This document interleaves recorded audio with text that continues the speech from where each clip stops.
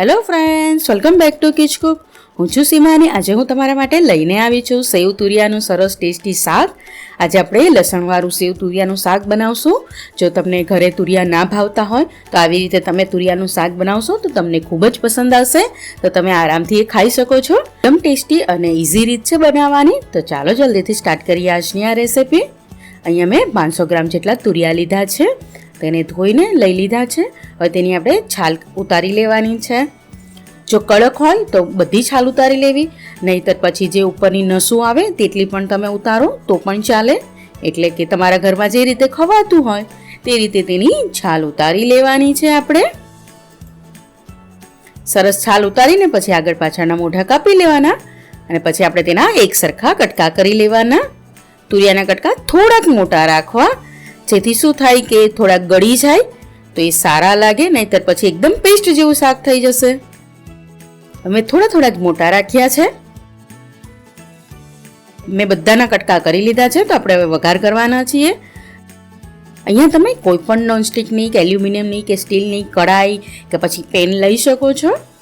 તમારે જે ઘરમાં હોય તે લઈ લેવી અને તેમાં આપણે 3 ટેબલ સ્પૂન જેટલું તેલ ઉમેરવાના છીએ. આ 4 થી 5 જણાને સબ્જી થઈ રહેશે તો મેં 3 મોટી ચમચી એટલે કે 3 ટેબલ સ્પૂન તેલ લીધું છે.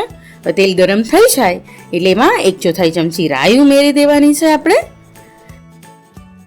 રાઈ સરસ થોડી ફૂટવા માંડી જાય એટલે આપણે સાથે જીરું પણ ઉમેરી દેવાનું છે. તો મેં અહીંયા 1/4 ચમચી જીરું લીધું છે.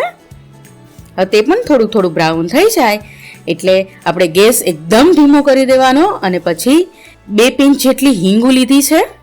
જો તમારે જેટલી સ્ટ્રોંગ હોય એ પ્રમાણે હિંગ લેવી. હવે જે મેઇન વસ્તુ છે એ લસણવાળી પેસ્ટ.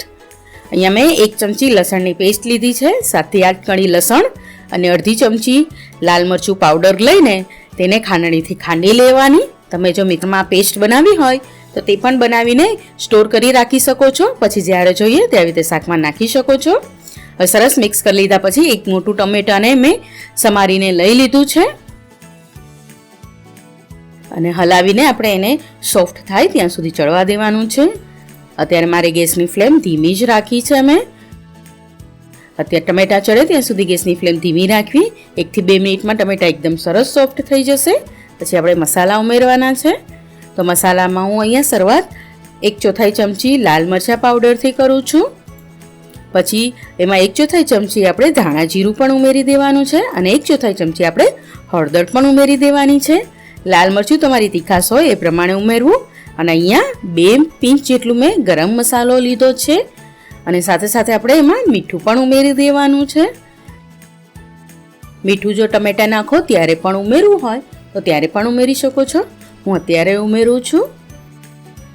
હવે આપણે એને સરસ મિક્સ કરી લેવાનું અને અડધી મિનિટ સુધી એને સાતળી લેવાનું એટલે મસાલા સરસ સતળાઈ પણ જાય.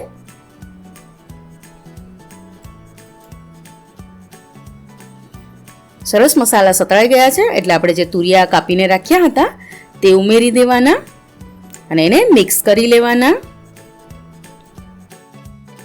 મિક્સ કરી લીધા પછી આપણે હવે એને ઢાંકી દેવાનું અને ચડવા દેવાનું છે. આપણે એને ઢાંકીને આપણે 4 થી 5 મિનિટ એકદમ ધીમા ગેસ ઉપર ચડવા દેવાનું છે. હવે 4 થી 5 મિનિટ થઈ ગઈ છે તો આપણે ખોલીને જોઈ લઈશું. આમાં આપણે પાણી નથી નાખ્યું. પાણી ડિપેન્ડ હોય કે તમારા તુરિયા કેટલા પાણીવાળા છે. કેટલીક વખત એવું થાય કે પાણી તુરિયામાંથી છૂટે એટલે જરૂર જણાય ત્યારે જ પાણી ઉમેરવું. અત્યારે જરૂર નથી તો મેં પાણી નથી ઉમેર્યું. હવે શાક ચડી ગયું છે તો હું એમાં પાણી ઉમેરી દઉં છું.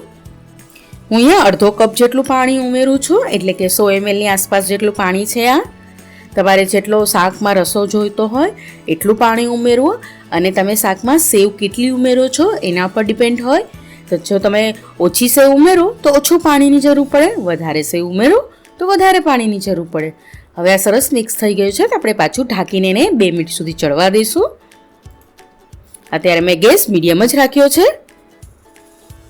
2 મિનિટ થઈ ગઈ છે તો આપણે એક વખત પાછું મિક્સ કરી લઈશું. જરૂર જણાય તો પાછું પાણી ઉમેરી દેવું ને ટેસ્ટ કરી લેવું. શાકમાં કઈ વસ્તુ ઓછી લાગતી હોય તો ઉમેરી દેવાની.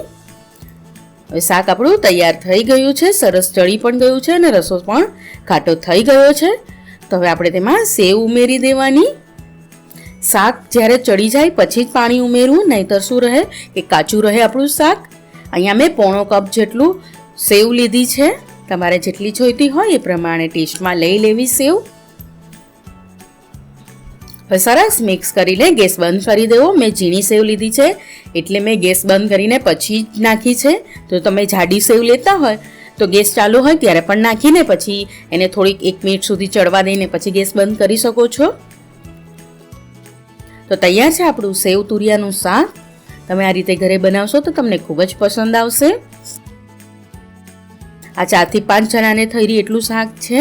તો તમે ઘરે જરૂરથી ટ્રાય કરજો અને મને કમેન્ટ કરીને કહેજો કે તમને મારી રેસિપી કેવી લાગી. રેસિપી ગમી હોય તો લાઈક કરવાનું ના ભૂલતા ને શેર કરવાનું બિલકુલ ના ભૂલતા. અને હા, કિચ કુકને યુટ્યુબમાં સબસ્ક્રાઈબ ના કર્યું હોય તો સબસ્ક્રાઈબ કરી લેજો અને બેલ આઇકન દબાવી દેજો. અને ફેસબુકમાં લાઈક અને ફોલો ના કરતા હોય તો લાઈક અને ફોલો પણ કરી લેજો. તો તમે એન્જોય કરો આ સેવ તુરિયાના શાકની. આપણે મળીશું નેક્સ્ટ રેસિપી સાથે. ત્યાં સુધી આવજો. Bye bye. Thank you. જય શ્રી કૃષ્ણ.